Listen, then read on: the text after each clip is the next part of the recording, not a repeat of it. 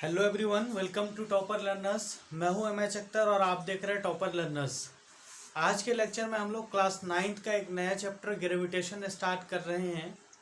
इससे पहले दो चैप्टर, फर्स्ट चैप्टर मोशन और second chapter force and laws of motion already हमने कंप्लीट कर लिया है। अगर उसका लेक्चर आपने नहीं देखा है तो प्लेलिस्ट का लिंक डिस्क्रिप्शन में गिवन है, वहाँ से जाके आप देख सकते हैं। और एनसीईआरटी क्वेश्चन भी हमने डिस्कस कर लिया है। जैसा कि आप सभी को पता है, सीबीएसई ने सिलेबस जो रिवाइज करके आपको दिया है, टर्म फर्स्ट में चैप्टर फर्स्ट और सेकंड आने हैं। तो जब एग्ज़ाम का टाइम होगा तो कंप्लीट रिवीजन उसका हम लोग देखेंगे। शॉर्ट्स रिवीजन, मैराथन रिवीजन हम लोग का चलेगा और एमसीक्यू का भी सीरीज चलेगा। चैप्टर के बाद हमने 4-5 एमसीक्यू का सीरीज भी चलाया है, ऑलरेडी आप लोग उसको देख चुके हैं। तो आज हम थर्ड चैप्टर क्लास 9 के फिजिक्स ग्रेविटेशन उसको स्टार्ट करने वाले हैं। इसका भी एक लेक्चर सीरीज होगा ग्रेविटेशन का, lecture first, lecture second, lecture third के नाम से। और इसका नोट्स आपको टेलीग्राम पे मिल जाएगा पीडीएफ के फॉर्म पे। टेलीग्राम पे जहाँ पे फर्स्ट लेक्चर पोस्ट होगा उसी के नीचे आपका ये जो है नोट्स का पीडीएफ आपको वहाँ पे मिल जाएगा। क्लियर? तो पहले इस चैप्टर का कंटेंट हमको डिस्कस करना है। एनसीईआरटी में ग्रेविटेशन जो है वो ग्रेविटेशन के साथ फ्लोटेशन भी है। तो सिर्फ हम लोगों को इस ईयर 2020-21-22 के सिलेबस में ओनली ग्रेविटेशन के बारे में बात करना है। इसमें हमको फ्लोटेशन के बारे में बात नहीं करना है, बट हम ट्राई करेंगे कि फ्लोटेशन को भी डिस्कस कर दिया जाए ताकि आपको फ्यूचर में दिक्कत ना हो। पहले हम ग्रेविटेशन कंप्लीट करेंगे, उसके बाद फिर फ्लोटेशन कंप्लीट करेंगे। ठीक है? अगर लास्ट वाला जो चैप्टर हम लोग का है उसमें अगर कोई डाउट हो तो कमेंट सेक्शन में आप कमेंट कर सकते हैं, उसका एक कंप्लीट लेक्चर आपको हम प्रोवाइड कर देंगे। और इस वाले जो भी हम लोग का लेक्चर करंट लेक्चर सीरीज चलेगा, ग्रेविटेशन सीरीज के नाम से रहेगा, उसमें भी अगर डाउट हो तो आप कमेंट सेक्शन में कमेंट कर सकते हैं। तो पहले हम सिलेबस देखेंगे, कौन कौन सा टॉपिक हमको पढ़ना है, फिर 1 बाय 1 जैसा कि हम करते आ रहे हैं वैसे ही करेंगे, 1 बाय 1 फिर हम डिस्कस करेंगे। तो चैप्टर का नाम है आपका ग्रेविटेशन। ग्रेविटेशन, ग्रेविटेशन हिंदी में इसको बोलते हैं गुरुत्वाकर्षण। गुरुत्वाकर्षण।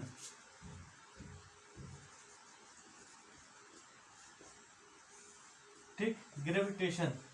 इसमें सबसे पहले हमको पढ़ना है ग्रेविटेशन होता क्या है। ग्रेविटेशन, उसके बाद ग्रेविटेशनल फोर्स, ग्रेविटेशनल फोर्स। उसके बाद फिर हम पढ़ेंगे यूनिवर्सल लॉ ऑफ ग्रेविटेशन। फिर हम डिस्कस करेंगे universal law of gravitation, universal laws of gravitation जो न्यूटन दिए थे, या इसको Newton universal law of gravitation भी बोलते हैं। क्या बोलते हैं? Newton universal law of gravitation. ठीक है, इतना टॉपिक हो गया। इसके बाद जो फिर हम लोग को डिस्कस करना है वो हम लोग को डिस्कस करना है। इसके बाद जो टॉपिक है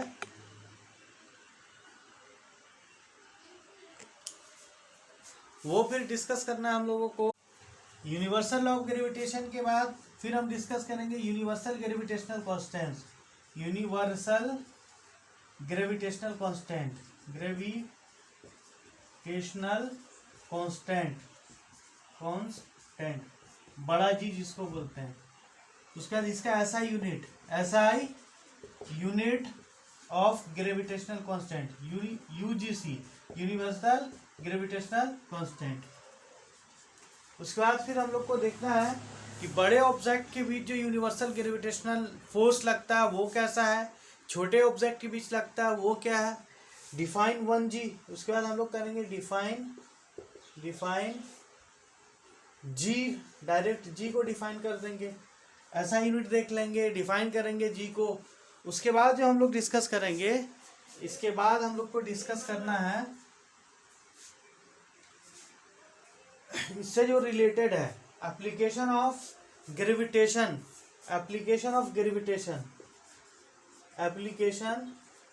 application of universal of gravitation, universal laws of gravitation. ठीक है, application of universal law of gravitation, ये सब टॉपिक डिस्कस करना है। इसका स्क्रीनशॉट लीजिए फिर आगे चलते हैं। इसका स्क्रीनशॉट लीजिए फिर आगे की टॉपिक डिस्कस करेंगे। हो गया। देखिए नेक्स्ट टॉपिक क्या है इसके आगे वाला।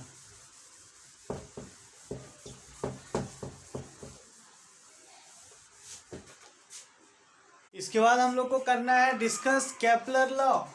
Kepler law, Kepler's law of planetary motion.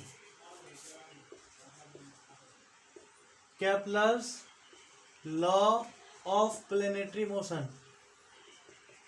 Planetary यानी प्लेनेट के मोशन के बारे में जो केपलर ने लॉ दिया था। Planetary motion, Kepler law of planetary motion.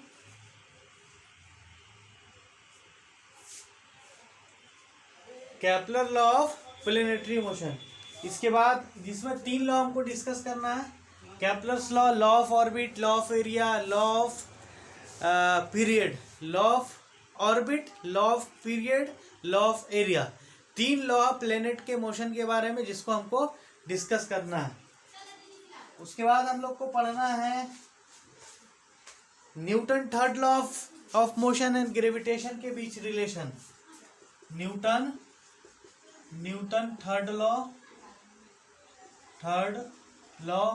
And gravitation. मतलब ये जो ग्रेविटेशन है इसमें न्यूटन थर्ड लॉ एग्जिस्ट करता है या नहीं। उसके बाद फिर हमको डिस्कस करना फ्री फॉल। Free fall. उसके बाद small G acceleration due to gravity. Acceleration due to gravity जिसको स्मॉल जी बोलते हैं। उसके बाद variation of small G, variation of small G, छोटा जी। इसका साथ साथ देख लेंगे डिफरेंस बिटवीन छोटा जी बड़ा जी, डिफरेंस बिटवीन बड़े जी एंड छोटे जी, बड़े मियाँ एंड छोटे मियाँ। उसके बाद हम लोग डिस्कस करेंगे कैलकुलेशन ऑफ जी का वैल्यू 9.8 आया तो कैसे आया। Calculation of G, calculation of small G. उसके बाद फिर हम लोग देखेंगे इक्वेशन ऑफ मोशन। उसके बाद इक्वेशन ऑफ मोशन। ठीक है, हाइट पे जब ऑब्जेक्ट रहेगा, जब ऑब्जेक्ट कहाँ रहेगा, हाइट पे। हम लोग सरफेस वाला ऑलरेडी देख चुके हैं, एस पे, हाइट पे, तो वही तीनों रहेगा। First law v equal to u plus g t, A की जगह जी हो जाएगा और एच, एस की जगह क्या हो जाएगा, एच हो जाएगा। तो H equal to u t plus half g t square. उसका v square equal to you square plus 2gh। ये दिखना है। तीनों इक्वेशन ऑफ मोशन हमको यहाँ पे डिस्कस करना है। तीनों इक्वेशन ऑफ मोशन क्लियर। तीनों इक्वेशन ऑफ मोशन डिस्कस करना है। V square equal to you square plus 2gh, इसका कैसे यूज करेंगे यहाँ पे उसको देखना है। उसके बाद जब ये हो जाएगा तब लास्ट में करना है डिस्कशन कुछ खास, जो है मास एंड वेट। ठीक है, वेरिएशन ऑफ जी में ही देख लेंगे कि वेट कैसे वेरी करता है, या फिर आगे देख लेंगे यहाँ पे weight of object on moon.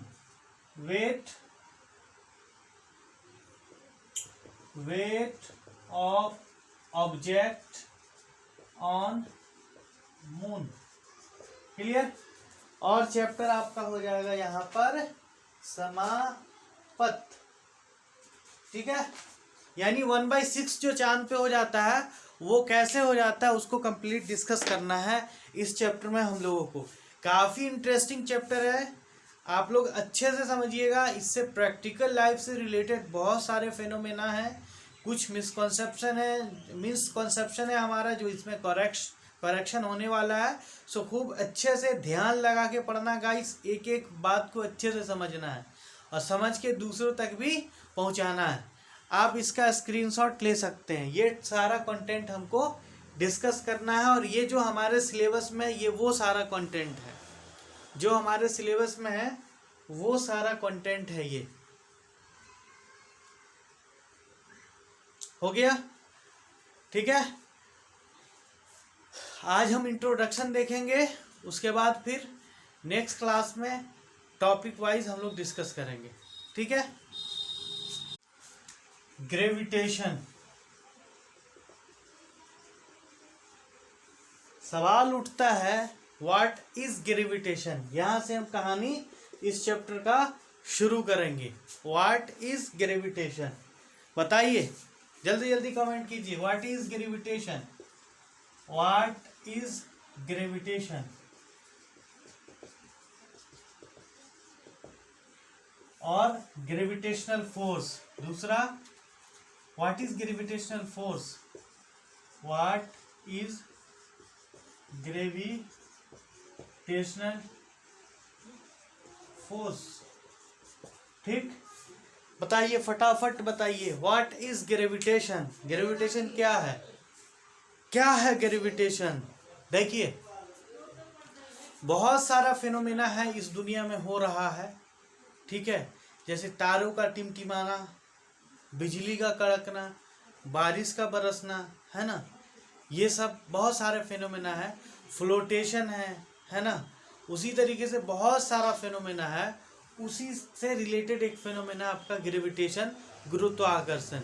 ये वो फिनोमेना है, ये वो घटना है जो किसी दो ऑब्जेक्ट के बीच लगने वाले फोर्स ऑफ अट्रैक्शन को बताता है। Gravitation is a process of phenomena in which two body in whole universe, every two body in whole universe attract to one another, एक दूसरे को अट्रैक्ट कर रहा है। वही फेनोमेना, वही घटना क्या कहलाता है, ग्रेविटेशन कहलाता है।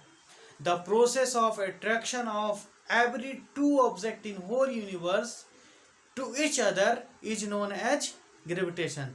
पूरे ब्रह्मांड में एक वस्तु दूसरे वस्तु को अपनी ओर खींच रहा है, इसी प्रक्रिया को, इसी प्रोसेस को गुरुत्वाकर्षण बोलते हैं, ग्रेविटेशन बोलते हैं। समझ गए। अब इसमें कोई भी दो ऑब्जेक्ट हो सकता है, बड़ा बड़ा दो ऑब्जेक्ट भी हो सकता है, छोटा छोटा दो ऑब्जेक्ट भी हो सकता है।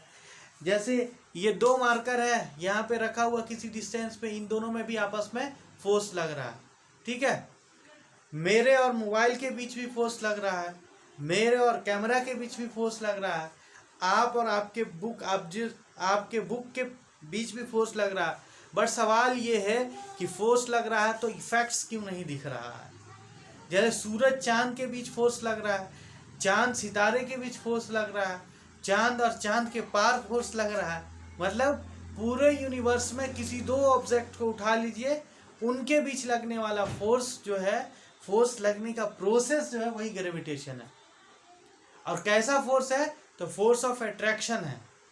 या फिर आप यूं कहिए कि पूरे यूनिवर्स में किसी दो मास को उठा लीजिए। ऑब्जेक्ट मतलब मास, मास मतलब ऑब्जेक्ट। तो किसी दो मास के बीच लगने वाले फोर्स ऑफ अट्रैक्शन के प्रोसेस को हम क्या बोलते हैं, ग्रेविटेशन बोलते हैं। The process of acting of force between two object in whole universe is known as gravitation. अब देखिए ये जो ग्रेविटेशन है, इसी ग्रेविटेशन की वजह से पूरा सोलर सिस्टम आपका एग्जिस्ट कर रहा है। ये बारिश का बरसना ग्रेविटेशन की वजह से है, ये दिन रात का होना ग्रेविटेशन की वजह से है, ये क्या बोल सकते हैं आप, दरिया का बहना, दरिया समझते हैं, नदी का बहना, ये ग्रेविटेशन की वजह से है ना। तो ग्रेविटेशन फोर्स ऑफ अट्रैक्शन है, हमेशा याद रखिएगा। It is always force of attraction, repulsion नहीं है। यहाँ सिर्फ मोहब्बत की बात होती है, झगड़े की बात नहीं होती है। ग्रेविटेशन किसी दो ऑब्जेक्ट के बीच, चाहे वो ऑब्जेक्ट कितनी दूरी पर हो और कितनी नज़दीक हो, फोर्स लगेगा। और यही फोर्स है जो यूनिवर्स में सबसे वीकेस्ट फोर्स है। यही फोर्स है जो पूरे यूनिवर्स में सबसे लॉन्ग डिस्टेंस तक लगने वाला फोर्स है, कौन, ग्रेविटेशनल फोर्स, ठीक है। फिर से समझिए, देखिए ध्यान दीजिए, ये दो ऑब्जेक्ट है, ठीक, जिस एक का मास m1 है, एक का मास m2 है। कोई भी दो ऑब्जेक्ट ले लीजिए, ये दोनों डिस्टेंस डी पे रखा हुआ है, या किसी किसी बुक में आर भी मिलेगा, ठीक है, तो आर पे रखा हुआ। इन दोनों के बीच जो फोर्स लग रहा है, इन दोनों के बीच फोर्स ऑफ अट्रैक्शन लग रहा है, ये अपनी तरफ खींच रहा है, ये अपनी तरफ खींच रहा है, यानी एक दूसरे को दोनों अपनी तरफ क्या कर रहा है, अट्रैक्ट कर रहा है, फोर्स ऑफ अट्रैक्शन लगा रहा है। तो ये जो लगने वाला फोर्स ऑफ अट्रैक्शन है, ये क्या कहलाएगा, ग्रेविटेशनल फोर्स कहलाएगा, ठीक है, ग्रेविटेशनल फोर्स, ग्रेविटेशनल फोर्स। और इस प्रोसेस को क्या बोलेंगे, ग्रेविटेशन बोलेंगे। The process of acting of gravitational force is known as gravitation. और फिर ये ग्रेविटेशन फोर्स क्या है, तो पूरे यूनिवर्स में किसी दो ऑब्जेक्ट के बीच लगने वाले फोर्स ऑफ अट्रैक्शन को ग्रेविटेशन बोलते हैं, चाहे वो ऑब्जेक्ट कितना कम दूरी पे रखा हो, चाहे वो ऑब्जेक्ट कितना ज़्यादा दूरी पर रखा हो। जैसे मेरे और चांद के बीच फोर्स लग रहा है, वो भी ग्रेविटेशन फोर्स है। सूरज और चांद के बीच फोर्स लग रहा है, वो भी ग्रेविटेशन फोर्स है। इवन ये आपका जो सारा सोलर सिस्टम है, सोलर सिस्टम जिसमें आपका सन बीच में है, चारों तरफ से प्लेनेट रिवॉल्व कर रहा है, ये भी इसी ग्रेविटेशन फोर्स की वजह से है। एप्पल जो फॉल किया था न्यूटन के सर पे, वो भी ग्रेविटेशन की वजह से, वहीं से कहानी शुरू हुई थी, किसकी, ग्रेविटेशन की। अगर एप्पल नहीं गिरता तो क्या होता, वही होता जो मंजूरे खुदा होता, ठीक है।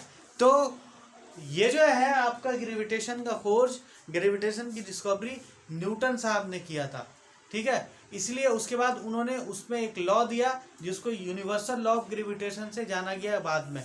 वो क्या होता है वो अभी हम लोग डिस्कस करेंगे। तो आई होप आपको ये कॉन्सेप्ट क्लियर हो गया होगा कि ये ग्रेविटेशन फोर्स क्या है और ये ग्रेविटेशन क्या है। मतलब इन दोनों में अगर डिफरेंस पूछे तो क्या बताइएगा, ग्रेविटेशन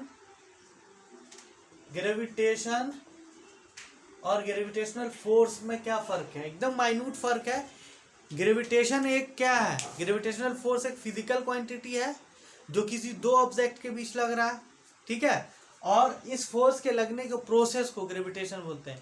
ग्रेविटेशन एक प्रोसेस है, कौन सा प्रोसेस, तो ग्रेविटेशनल फोर्स लगने का प्रोसेस। अब ये ग्रेविटेशनल फोर्स क्या है, तो वो फोर्स है जो किसी दो ऑब्जेक्ट के बीच लग रहा है, चाहे वो ऑब्जेक्ट कम दूरी पे रखा हो, चाहे वो ऑब्जेक्ट बहुत दूरी पे रखा हो। अब सवाल ये उठता है कि जब दो ऑब्जेक्ट आपस में सटा हुआ है तो क्या इस तरीके से इन दोनों में फोर्स नहीं लगेगा, बिल्कुल लगेगा। जब दूर रहेगा तब भी लगेगा। अब दूर रहेगा तब कितना लगेगा, कम रहेगा तब कितना रहेगा, उसके लिए फिर हम यूनिवर्सल लॉ ऑफ ग्रेविटेशन देखेंगे। तो है आपको समझ में आ गया होगा कि ये ग्रेविटेशन क्या है और ग्रेविटेशनल फोर्स क्या है। अब देखिए यहाँ पे इसको किसने डिस्कवर किया था, न्यूटन साहब ने, और वो कहानी मशहूर है जो आप लोग बच्चे से लोअर क्लासेस से पढ़ते आ रहे हैं। अब ये जो फोर्स है, फोर्स को निकालने का फॉर्मूला होता है, तो ये फोर्स निकालने का फॉर्मूला होता है F = G m1m2 by R square, G m1m2/r²। ये आया कहाँ से और कैसे, इसको अभी हम लोग डिस्कस करेंगे। F = G m1m2/r², जहाँ F क्या है आपका, जहाँ F क्या है, फोर्स है। कौन फोर्स, तो ग्रेविटेशनल फोर्स है। और M क्या है, तो mass of body 1, mass of body 1, ठीक, जैसे ये एक बॉडी है। और ये क्या है, M2 क्या है, तो मास ऑफ बॉडी 2, M2 क्या है, मास ऑफ बॉडी 2। उसके बाद D क्या है या R क्या है, तो डिस्टेंस बिटवीन ऑब्जेक्ट, इन दोनों ऑब्जेक्ट के बीच लगने वाला force, distance between two object, ठीक है। तो ये फोर्स है जिसका यूज करके हम ग्रेविटेशनल फोर्स निकालते हैं। अब ये फॉर्मूला आया कहाँ से, डिराइव कहाँ से हुआ, तो उसके लिए है हमारा यूनिवर्सल लॉ ऑफ ग्रेविटेशन। जैसा कि हमने देखा कि ये दो ऑब्जेक्ट है जिसका मास m1 है, एक ऑब्जेक्ट का और दूसरे ऑब्जेक्ट का, ये d डिस्टेंस पे रखा हुआ, इन दोनों के बीच फोर्स लग रहा है। अब कितना फोर्स लग रहा है, उस फोर्स के मैग्नीट्यूड को निकालने के लिए न्यूटन साहब ने एक लॉ दिया जो मशहूर हुआ न्यूटन ग्रेविटेशनल लॉ से, Newton universal law of gravitation. तो हम अब उसको डिस्कस करेंगे, Newton universal law of gravitation. Newton universal law of gravitation, या इसको यूनिवर्सल लॉ ऑफ ग्रेविटेशन भी कहा जाता है, ठीक है। It is famous by both two name Newton law of gravitation और Newton universal law of gravitation. अब एक सवाल ये उठता है कि न्यूटन लॉ ऑफ ग्रेविटेशन को यूनिवर्सल लॉ ऑफ ग्रेविटेशन क्यों कहा जाता है? तो देखिए, न्यूटन के ग्रेविटेशनल लॉ को यूनिवर्सल इसलिए कहा जाता है कि ये जो लॉ है ये पूरे यूनिवर्स में एग्जिस्ट करता है। अब ज़मीन पे दो ऑब्जेक्ट रखा हुआ है, जैसे मान लीजिए किताब है और कलम है आपका, उन दोनों के बीच अगर फोर्स लग रहा है तब भी एक ही लॉ से वो प्रूफ होगा, और अगर सूरज चांद के बीच लग रहा है तब भी एक ही उसी लॉ से, उसी फोर्स से प्रूफ होगा, या उसी लॉ से प्रूफ होगा, या उसी फार्मूला से उसका फोर्स निकाला जाएगा। और चांद और प्लेनेट के बीच लग रहा है तब भी वही फार्मूला यूज़ करेंगे फोर्स निकालने का। गोया के पूरे यूनिवर्स में कहीं चले जाइए, अगर दो ऑब्जेक्ट के बीच फोर्स लग रहा है, उसको निकालना है, तो उसके लिए स्पेशल फार्मूला नहीं होगा कि ज़मीन वाला ऑब्जेक्ट है उसके लिए अलग फार्मूला, और आसमान वाला यानी टेरेस्ट्रियल ऑब्जेक्ट है उसके लिए अलग फार्मूला, और समुद्र में रखा हुआ ऑब्जेक्ट है उसके लिए अलग फार्मूला। ऐसा बिल्कुल नहीं है। सारे जगह के ऑब्जेक्ट के बीच जो लगने वाला फोर्स है, फोर्स ऑफ ग्रेविटेशन, किसी दो ऑब्जेक्ट, उसके लिए एक ही फार्मूला है, एक ही लॉ है, इसलिए उसको यूनिवर्सल बोला गया। आई होप ये समझ में आ गया होगा कि न्यूटन लॉ को यूनिवर्सल लॉ ऑफ ग्रेविटेशन क्यों कहा जाता है। देखिए, अब यूनिवर्सल लॉ ऑफ ग्रेविटेशन है क्या उसको समझ लीजिए। यूनिवर्सल क्यों कहा जाता है वो तो समझ लिए, अब ये है क्या। देखिए, न्यूटन साहब ने कहा कि दो ऑब्जेक्ट है जो किसी डिस्टेंस, मान लीजिए एक का m1 है मास और दूसरे का m2 मास है, और वो किसी डिस्टेंस d पे रखा हुआ है या r पे रखा हुआ है, ठीक है। तो इन दोनों के बीच जो लगने वाला फोर्स होगा, ठीक है, वो डायरेक्टली प्रोपोर्शनल होगा प्रोडक्ट ऑफ देयर मासेस, और वो जो फोर्स होगा वो इनवर्सली प्रोपोर्शनल टू होगा square of distance between them. मतलब ये है कि हम जानते हैं कि every body in universe attract to the other body या अट्रैक्ट अदर बॉडी, ठीक है, by a force which is known as gravitational force. अब ये जो फोर्स है, इन दोनों के बीच लगने वाला फोर्स, वो डायरेक्टली प्रोपोर्शनल होता है प्रोडक्ट ऑफ देयर मासेस, और इनवर्सली प्रोपोर्शनल होता है square of distance between them. तो according to this law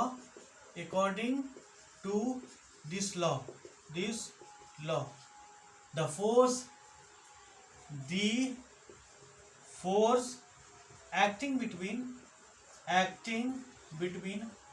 any two object in whole universe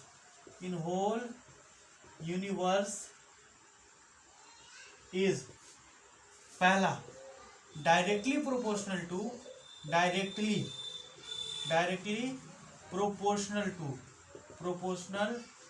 product of their masses, ठीक है।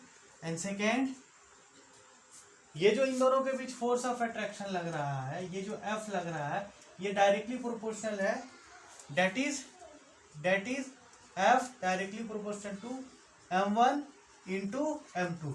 प्रोडक्ट ऑफ देयर मासेस का मतलब इन दोनों का गुणा, m1 और m2 का गुणा, यानी फोर्स, गुरुत्वाकर्षण फोर्स जो है वो डायरेक्टली प्रोपोर्शनल है दोनों ऑब्जेक्ट के मास का प्रोडक्ट का। और सेकेंड है inversely proportional to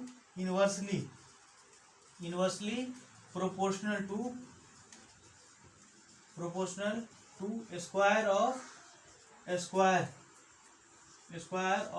distance between them, मतलब F inversely proportional to 1/r², ठीक है। तो ये हो गया आपका फर्स्ट इक्वेशन और ये हो गया आपका सेकेंड इक्वेशन। समझ में आया? इतना बात समझ में आया? स्टेटमेंट समझे? स्टेटमेंट नहीं समझे तो फिर से समझिए। इस लॉ के अनुसार the force acting between any two object in whole universe is directly proportional to product of their masses, या फिर यूँ कहिए ये जो फोर्स ऑफ ग्रेविटेशन है वो डायरेक्टली प्रोपोर्शनल है प्रोडक्ट ऑफ दोनों मासेस के। मतलब कि अगर ये दोनों मास अगर बढ़ाएंगे तो फोर्स बढ़ जाएगा, और दोनों मास घटाएंगे तो फोर्स घट जाएगा, या एक मास बढ़ाएंगे तब भी फोर्स बढ़ जाएगा, या दूसरा मास बढ़ाएंगे तब भी फोर्स बढ़ जाएगा। यानी अगर मास को डबल करेंगे यानी एक मास, दोनों मास को अगर डबल करेंगे तो 4 गुना हो जाएगा, एक को डबल करेंगे तब भी क्या हो जाएगा, डबल हो जाएगा। तो वो डिपेंड करेगा प्रोडक्ट, यानी मास बढ़ाने से फोर्स बढ़ेगा और मास घटाने से फोर्स घटेगा। और इन्वर्सली प्रोपोर्शनल का मतलब यह है कि अगर डिस्टेंस बढ़ाएंगे, जैसे यहाँ पे ये दोनों है तो अभी फोर्स ऑफ ग्रेविटेशन ज़्यादा होगा, अब जैसे जैसे बढ़ा रहे डिस्टेंस वैसे वैसे क्या हो रहा है, फोर्स भी बढ़ता चला जा रहा है। कैसा, अगर 2 गुना कर रहे हैं डिस्टेंस, मान लीजिए अभी r पे था, अब 2r कर दिए तो फोर्स 1/4 हो जाएगा, क्योंकि r स्क्वायर है, तो 2 का स्क्वायर क्या हो जाएगा 1/4। यानी फोर्स डिस्टेंस को अगर डबल करेंगे तो फोर्स 1/4 टाइम घट जाएगा। यही है मतलब इन्वर्सली प्रोपोर्शनल का। इन्वर्सली प्रोपोर्शनल 12 हम लोग डिस्कस किए कि एक घटता है तो दूसरा बढ़ता है, दूसरा घटता है तो पहला बढ़ता है। अब यहाँ से अगर इक्वेशन फर्स्ट एंड सेकेंड को कंबाइन करें, combine first and second, we get, देखिए क्या हो जाएगा, F directly proportional to m1 m2 by r square, combine कर दिए दोनों को। अब देखिए ये प्रोपोर्शनलिटी का साइन है, इसको जब हटाते हैं तो हम कांस्टेंट लाते हैं, F इक्वल टू यहाँ पर जो कांस्टेंट लाएंगे वो G लाएंगे, G m1 m2 by r square.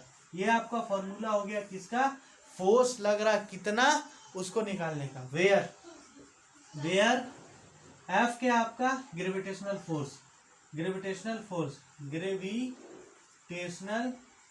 Force, ठीक। उसका m1 क्या है, m1 है मास ऑफ बॉडी 1, m2 क्या है, मास ऑफ बॉडी सेकेंड, और r क्या है, डिस्टेंस बिटवीन देम मतलब दोनों मास, और g क्या है, तो g है कांस्टेंट, और कॉल्ड कांस्टेंट, इसको कहते हैं कॉल्ड यूनिवर्सल ग्रेविटेशनल